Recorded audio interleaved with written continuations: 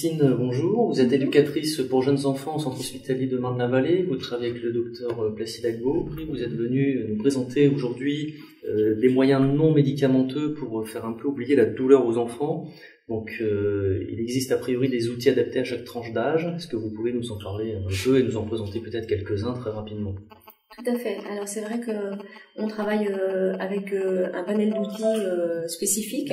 Donc pour les tout petits, on va avoir le bercement, on va avoir des chansons, on va avoir des marionnettes à doigts que l'on a créées dans le service et qui nous permettent de chanter donc avec les enfants et de détourner leur attention.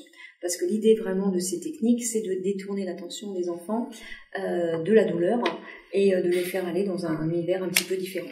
Pour les plus grands, on a tout un tas de livres, tels que ce livre qui s'appelle Un point rouge, voilà, où l'enfant va devoir trouver un petit point rouge sur chaque image. Voilà, et donc on se fait aider du parent, bien évidemment, mais c'est quelque chose qui fonctionne très très bien.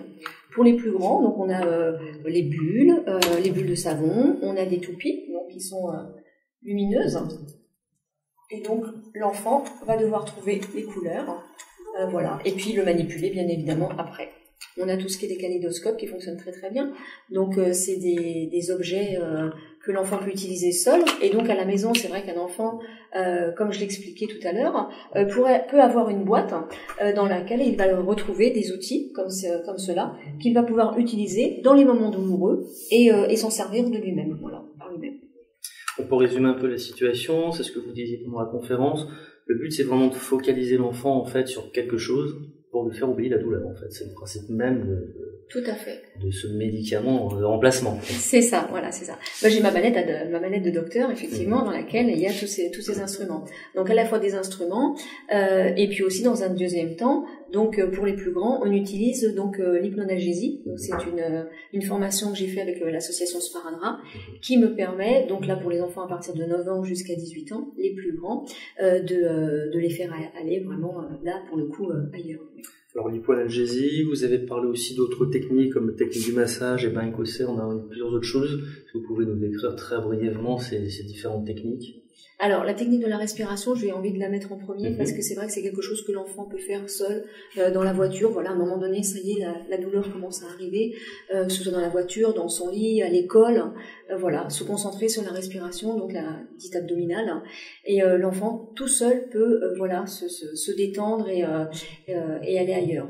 On a donc les bains écossais ou la balnéothérapie, qui va lui permettre donc d'alterner les bains chauds, les bains froids, et qui va bien évidemment voilà soulager ces moments douloureux. On a donc des techniques aussi comme le yoga, la sophrologie, qui donc en plus il rencontre d'autres enfants, donc c'est vrai que ça c'est aussi intéressant. Donc il va apprendre comme ça en groupe quelque chose qu'il pourra après à la maison reproduire seul, voilà. Donc en fait vous intervenez pendant les soins. Et il y a un certain nombre de choses qui peuvent être auprès à la maison, être un petit peu autogérées par l'enfant. Tout à fait, tout à fait. Alors si on revient un peu sur les outils pour les plus jeunes, ce sont des outils qu'on peut trouver facilement, comment on se les procure ? Oui, alors c'est vrai que sur Internet, maintenant, on a quand même facilité pour avoir énormément de choses. Et autrement, il y a les magasins, comme je ne sais pas si je peux faire de la publicité. On peut citer une ou deux marques sans en faire de la publicité. Alors, voilà, on a Éveillé Jeu, on a Cultura, qui vraiment a des choses très, très, très intéressantes pour ces enfants. Parfait. Et on vous remercie beaucoup pour toutes ces astuces. Merci. En espérant vous revoir prochainement. Merci.